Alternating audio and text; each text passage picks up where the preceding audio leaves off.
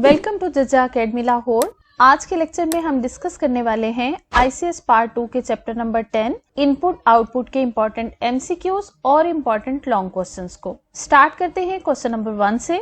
The function use for input and output is stored in stdio.h। stdio.h एक ऐसी header file है या library file है जिसमें इनपुट और आउटपुट से रिलेटेड फंक्शंस स्टोर्ड होते हैं। stdio stands for standard input output. The function that is used to display output on screen is called printf function. जब हमने किसी स्टेटमेंट को या किसी वेरिएबल की आउटपुट को स्क्रीन पर शो करवाना होता है, उसके लिए हम यूज करते हैं printf का function. printf is a built-in function. built-in function ऐसे फंक्शंस को कहते हैं जिन्हें सी लैंग्वेज की डेवलपमेंट के टाइम पर लैंग्वेज का पार्ट बना दिया जाता है। ऐसे वर्ड्स को कीवर्ड्स भी बोला जाता है और इन कीवर्ड्स या रिजर्व्ड वर्ड्स को हम अपने इस्तेमाल में नहीं ला सकते। अपने इस्तेमाल में लाने का मतलब ये है कि हम उन्हें बतौर आइडेंटिफायर इस्तेमाल नहीं कर सकते।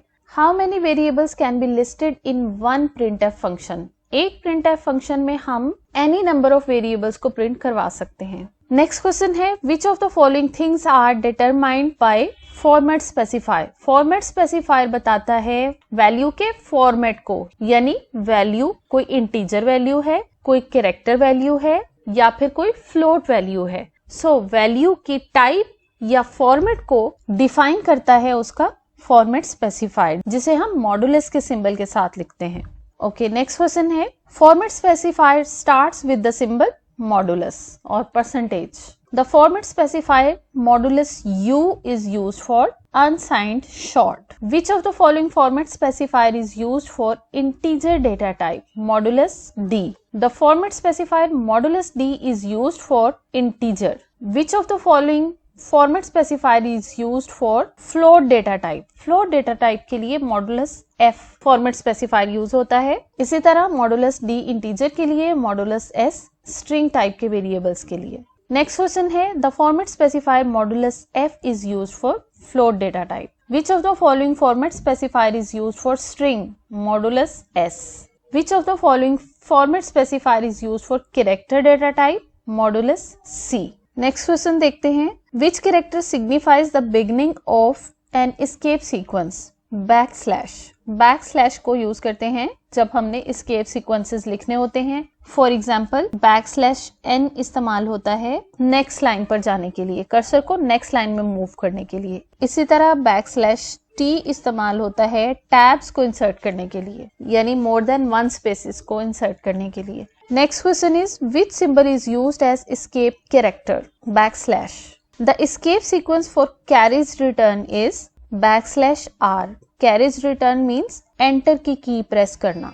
All are escape sequence except backslash del. Backslash N new line के लिए यूज होता है, बैकस्लैश बी बैकस्पेस के लिए और backslash T is use for tab. Next question is the escape sequence used to move cursor one character back is backslash B.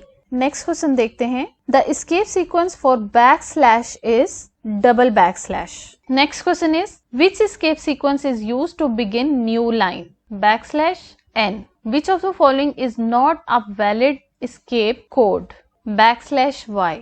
Function which is used to gate input from the user is scanf function. scanf का function हम तब use करते हैं जब हमने variable की value खुद से नहीं देनी बल्कि यूजर से लेनी है, उस वक्त हम यूज करते हैं scanf का फंक्शन। फॉर एग्जाम्पल वेरिएबल में इनपुट लेने के दो तरीके हैं। एक तरीका ये है कि हम सिंपली किसी वेरिएबल को डिक्लेयर करते हैं और उसमें वैल्यू असाइन कर देते हैं, जिसे सिंपल वर्ड्स में कहते हैं वेरिएबल इनिशियलाइजेशन। यहाँ पर वेरिएबल ए में वैल्यू 10 आ चुकी है, लेकिन जब हमने वेरिएबल ए में यूजर से वैल्यू लेनी हो उस वक्त हम यूज करते हैं scanf का फंक्शन। और scanf के फंक्शन का सिंटैक्स कुछ इस तरह होता है scanf डबल कोटेशंस में हम लिखते हैं फॉर्मेट स्पेसिफायर। यहाँ पर a में वैल्यू क्योंकि 10 देनी है जो कि एक इंटीजर वैल्यू है, इसलिए मैं यहाँ पर फॉर्मेट स्पेसिफायर लिखूंगी मॉडुलस d जो कि इंटीजर डेटा टाइप के लिए इस्तेमाल होता है।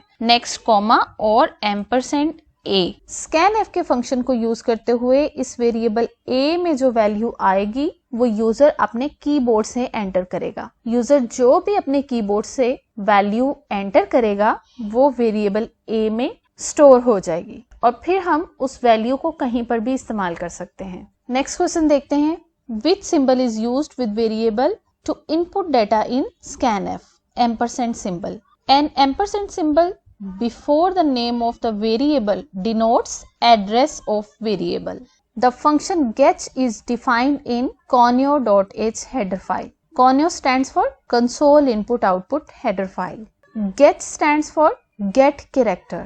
जिस तरह scanf फंक्शन यूज होता है यूजर से इनपुट लेने के लिए, उसी तरह गेट का फंक्शन भी यूजर से इनपुट लेने के लिए यूज होता है। लेकिन डिफरेंस ये है कि गेट कैरेक्टर का फंक्शन सिर्फ कैरेक्टर को, सिंगल कैरेक्टर को गेट करता है या रिसीव करता है, लेकिन scanf के फंक्शन को यूज करते हुए आप यूजर से कैरेक्टर इनपुट भी ले सकते हैं, स्ट्रिंग इनपुट भी ले सकते हैं, इंटीजर इनपुट भी ले सकते हैं, यानी एनी टाइप ऑफ इनपुट आप स्कैन करवा सकते हैं बाय यूजिंग scanf फंक्शन।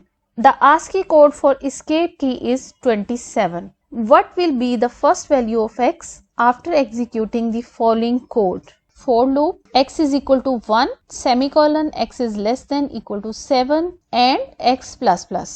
अब यहाँ पर देखें प्रॉब्लम ये है कि फोर लूप के एंड में टर्मिनेटर सिंबल लगा हुआ है जो कि नहीं होना चाहिए था। इस लूप को सक्सेसफुली एग्जीक्यूट करने के लिए इस सेमीकोलन को नहीं होना चाहिए था। सेमीकोलन ने फोर लूप को नीचे वाली स्टेटमेंट से डिस्कनेक्ट कर दिया है। ये एक सेपरेट स्टेटमेंट बना दी है, स्टेटमेंट 1, और ये एक सेपरेट स्टेटमेंट है। इन दोनों में कनेक्शन खत्म कर दिया है इस सेमीकोलन ने। स्टेप वाइज इसकी एग्जीक्यूशन करके देखते हैं। फोर लूप स्टार्ट हुआ, x वेरिएबल को वैल्यू 1 मिली, x में 1 आ गया। अब कंडीशन टेस्ट होगी, x is less than equal to 7, condition true है।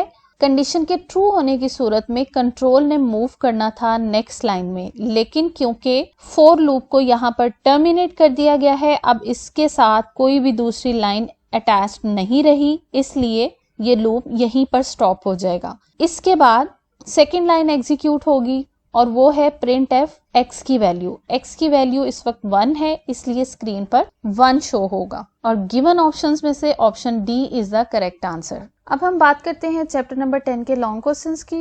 पेपर पेयरिंग स्कीम 2021 के अकॉर्डिंगली चैप्टर नंबर 10 से कोई भी लॉन्ग क्वेश्चन नहीं आएगा। इस चैप्टर में से 3 शॉर्ट क्वेश्चंस आएंगे और 2 MCQs आएंगे, लेकिन लॉन्ग क्वेश्चन नहीं आएगा। Thank you for watching. For more computer science lectures and other informative videos, subscribe to my channel.